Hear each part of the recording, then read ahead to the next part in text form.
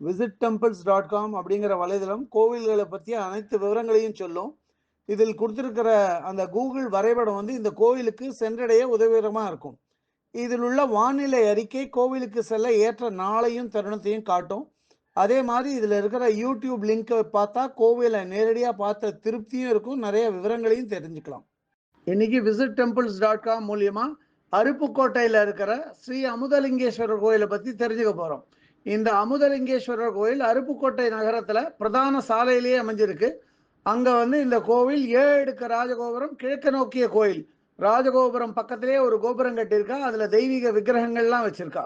பிரதான சாலையை பார்த்த மாதிரி கிழக்கு நோக்கி ஒரு ஸ்தம்பத்தில் ஒரு ஆஞ்சநேயர் விக்கிரகமும், அதுக்கு பக்கத்திலே கிழக்கு நோக்கிய ஒரு விக்கிரகம் இருக்கு. அவர் வந்து ஸ்ரீ ஆதி பாலச்சந்திர விநாயகர் விக்கிரமாகும். ராஜகோபுரத்தை கடந்து போனா ஒரு துஜஸ்தம்பம் இருக்கு, அதை தாண்டி ஒரு நெய்வேத்திய பீடம், அதுக்கப்புறம் ஒரு 4 கால் மண்டபத்துல ஒரு நந்தி வாகனம் மூலஸ்தானத்தை நோக்கியவாறு இருக்கு. இந்த கோவில்ல ஒரு 5-6 படி மேலே ஏறி போனாதான் மூலஸ்தானத்தை அடைய முடியும். மூலஸ்தானத்துக்கு பக்கத்திலே நடராஜருக்கு ஒரு தனியா சன்னதி இருக்கு. இதுல என்ன விசேஷம் அப்படின்னா, இந்த சன்னதியில பிற கோயில்கள்ல இல்லாத மாதிரி நடராஜர் வலது காலை தூக்கி ஆடுற மாதிரி இருக்கார். இங்க நடராஜர் கூடவே சிவகாமி அம்பாள் காணப்படுறார். இந்த நடராஜர் சன்னதி முழுவதுமே தங்க தகடு பதிச்சு பார்க்கறதுக்கு மிகவும் கண்கவரும் விதமா இதை அமைச்சிருக்கான். நடராஜர் சன்னதி வாசல்லையே பதஞ்சலி முனிவருக்கும் வியாகரபாத முனிவருக்கும் தனியா விக்கிரகங்கள் இருக்கு. மூலஸ்தானத்து பக்கத்திலே 2 துவாரபாலகர்கள் விக்கிரகம் இருக்கு. துவாரபாலகர்கள் விக்கிரகத்தோட 2 பக்கத்திலையும் அனுக்கை விநாயகர் மற்றும் முருகனுக்கு சின்ன விக்கிரகங்கள் இருக்கு. அதே மாதிரி கோயில் மூலஸ்தானத்துல ஸ்ரீ அமுதலிங்கேஸ்வரர் கிழக்கு நோக்கி சிவலிங்க வடிவமா காணப்படுறார். மூலஸ்தானம் பக்கத்திலே உற்சவமூர்த்தி விக்கிரகங்களையும் பத்திரப்படுத்தி வச்சிருக்கா. மூலவர் சன்னதி கோஷ்டத்துல தட்சிணாமூர்த்தி, லிங்கோத்பவர் எனப்படும் அண்ணாமலை, துர்க்கையம்மன், சண்டிகேஸ்வரருக்கு விக்கிரகங்கள் இருக்கு. அதே மாதிரி உள்பிராகாரத்துல வடக்கு நோக்கி 63 நாயன்மார்கள், அவ பக்கத்திலேயே சப்தமாதா எனப்படும் பிராமி, மகேஸ்வரி, கௌமாரி, வைஷ்ணவி, வாராகி, இந்திராணி மற்றும் சாமுண்டி விக்கிரகங்கள்லாம் வடக்கு நோக்கி இருக்கு. சப்தமாதா விக்கிரகங்கள் பக்கத்திலேயே வடக்கு நோக்கிய வீரபத்ரர் மற்றும் விநாயகருக்கு விக்கிரகங்கள் இருக்கு.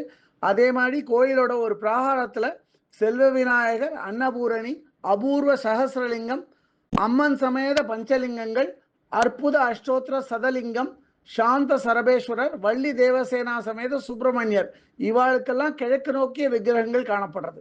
அதே மாதிரி இங்க தெற்கு நோக்கிய ஒரு மகாலட்சுமி சன்னதியும், அது பக்கத்திலே சனீஸ்வரருக்கு தெற்கு நோக்கிய சன்னதி இருக்கு. பக்கத்திலேயே மேற்கு நோக்கிய கால பைரவர் சன்னதி இருக்கு. இவாளுக்கு பக்கத்திலே நவகிரகத்துக்கு தனியா ஒரு சன்னதி இருக்கு. இங்கேயும் பிற கோயில்கள் மாதிரியே சூரிய பகவானும் சந்திர பகவானும் மூலஸ்தானத்தை நோக்கி காணப்படுறான்.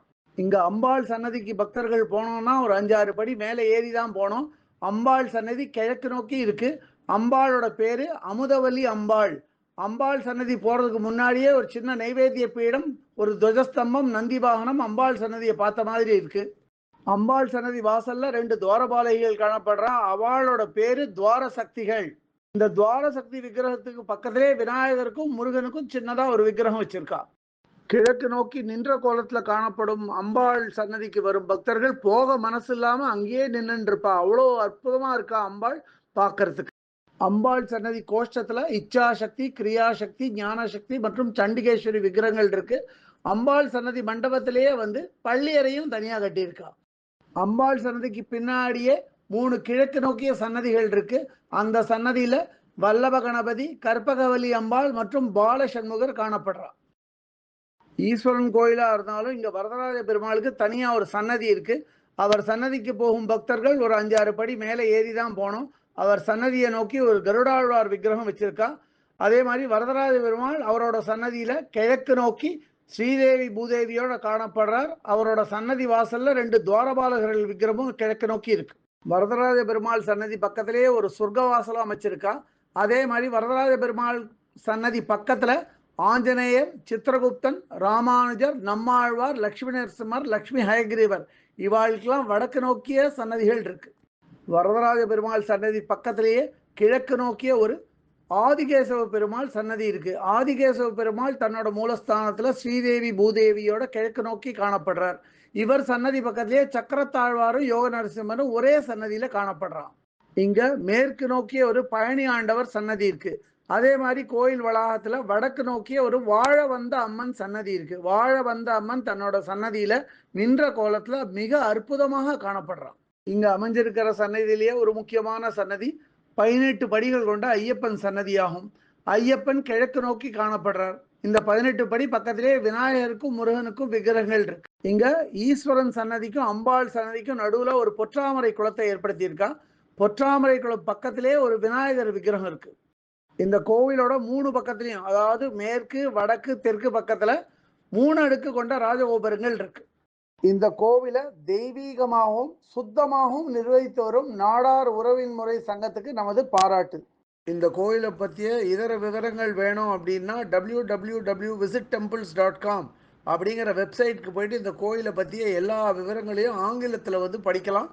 இல்லை பிற பாஷைகளில் வேணும்னா அதிலேயே மொழிபெயர்க்கிற வசதியும் இருக்குது. அப்படியே மொழிபெயர்த்து அவாவா பாஷைக்கு தகுந்த மாதிரி படிச்சுக்கலாம் அதை.